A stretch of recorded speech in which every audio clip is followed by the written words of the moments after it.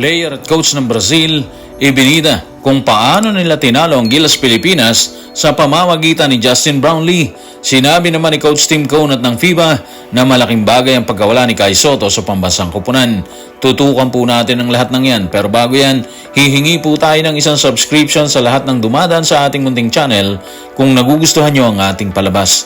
Kung medyo mabigat ang subscription, siguro kahit isang like at isang share na lang po yan. Okay na po ako dyan. Maraming salamat. Matapos bakbakan sa first half, tila isang agilang gutom na nilapan ng Brazil ang Gilas Pilipinas. Tanong, paano ito ginawa ng Brazil kung bagsak sila sa first half ng laban? Tutukan natin ang sinabi ni Georgino de Paula sa report ni Angelo Jacinto ng Spain. Nag-uusap kami ng coach namin kahapon tungkol kay Brownlee. Sabi niya sa amin, pigilan namin siya kasi kaya niya talagang kumamada ng 20 beses sa isang laro. Kailangan naming bawasan yon at may ibaba sa 48%. Kasi nga, napakahusay niyang kumamada. O, diba? Nabawasan talaga nila yung porsyento ni Brownlee na kumamada sa laban.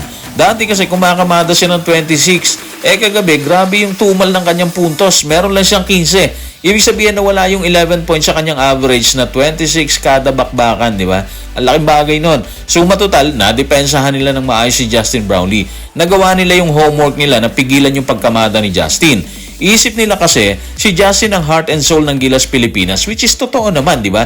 Kaya nung matalian nila si Justin, lahat ng pabor na punta sa kanila kasi nga hindi na rin makakamada yung iba nating players. In fairness naman sa kanila, nagtatry naman talaga yung ating mga players. Medyo sinamapalad lang talaga kasi nga naiipit sila sa depensang inilatag ni Brazil coach Alexander Petrovic eh.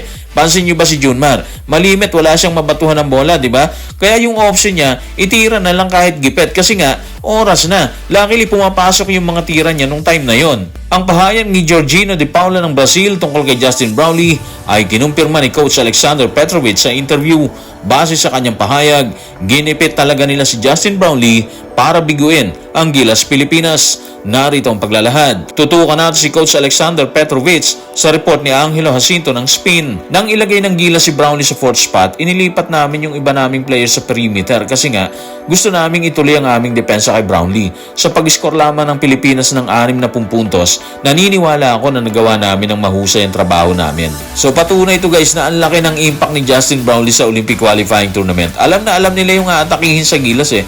Isip nila kapag nakuha nila si Brownlee, ayos na buto-buto nila, di ba? At yun ang nangyari doon. Nagawa nila ng maayos yun. Imagine ng third quarter, 6 points lang ata kinamada ng Gilas doon. Naka-score sila doon, halos 5 minutes na lang natitira sa orasan. Ganun katindi yung inilatag na depensa ng Brazil dito sa Gilas. Hindi nakaporma sa second half yung mga players natin. Like si Dwight Ramos, ganda ng first half. Pero nung second half na, biglang lumamig na yung mga kamay niya kasi madikit talaga masyado ang Brazil. Alam natin, may mga adjustment na ginawa si Coach Tim Cone pero wa-effect pa rin kasi unang-una, bukod sa depensa, sinamahan pa rin tayo ng malas. Sa pagkatalo ng Gilas Pilipinas sa Brazil, isa ang pagkawala ni Kai Sotto sa eksena ang itinuturong dahilan ng ilan nating mga kababayan. Sa pananaw ni Coach Tim Cone, gaano katotoo ang isyong yan? Tutukan natin si Coach Tim sa report ng FIBA sa FIBA.basketball. Nakakatuwa, hindi namin ina-expect na mapupunta kami dito pero ngayon nag-expect kami na mananalo. Sobrang sakit na hindi namin nagawa yon. Lalo na at lamang kami sa halftime. Yung simula ng third quarter, ang hirap panoorin. Napakalaking bagay ng pagkawala sa amin ni Kai Sotto. Grabe, obvious naman na malaking kawalan talaga si Kai Sotto sa Gilas. Okay, ando si Junmar. Pero nung pagod na si Junmar, nanalasa na yung Brazil eh. Tapos athletic pa si Caboclo, di ba? Dapat kung ando si Kai Sotto, mapapalitan niya si Junmar kapag pagod na para maharang yung opensa ng Brazil. Pero ayun na nga eh, walang ganon kasi nga hindi naglaro si Kai Sotto. So dito mo talaga makikita yung pinsalang nagawa ng Georgia dito sa Gilas Pilipinas. Yun nangyari kay Kai Sotto at Tomason and of course kay Goga Betadze. Anyway, gano'n naman talaga yung laban eh. May nananalo at natatalo. Kahit ano pa yung nangyari sa kampanya ng Gilas, proud pa rin naman tayo sa kanilang achievement. Hindi rin kasi biro yung ginawa nilang pagpapabagsak sa Latvia at halos talunin pa rin natin ng Georgia.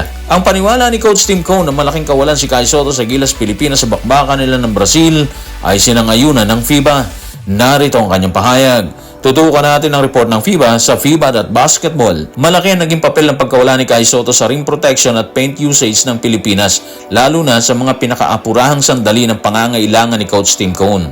O di ba kahit si FIBA, alam niya yung kakulangan ng Gilas Pilipinas nung time na kailangan natin ng tao sa gitna para harangan na rumaragas ang pagkamada ng Brazil. Laking bagay naman talaga kung ando si Kai Sotto. At least may haharang talaga sa Brazil kasi nga sobrang taas niya, di ba? So ang tendency nun, magdadalawang isip yung kalaban na bumira sa loob at ang pinakamatindi doon, yung rebound. Malimit kasi kagabi, wala na silang second chance para kumamada kasi nga nakuha na ng Brazil ang bola sa kanilang birada. In fairness din naman dito sa Brazil, gumana rin yung kanilang tres. Isa rin yun sa mga sumunog sa Gilas kagabi. Yung tres naman natin, napako na, hindi na tayo makalusot.